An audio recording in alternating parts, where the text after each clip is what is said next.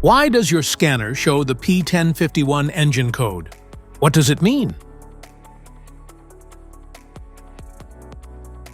P1051 is a diagnostic trouble code for air-fuel ratio Sensor 1 Heater Control Circuit Low Bank 2.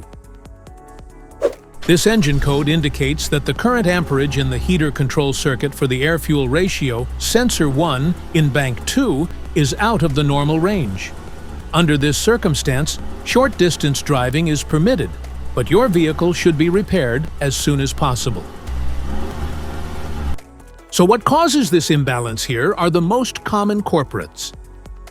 This error could be caused by these possible faults in your car. Faulty sensor. Other issues? Each DTC code corresponds to a specific issue in your vehicle. This error code can appear in any vehicle with a heated air-fuel ratio sensor. It is commonly found in Nissan vehicles.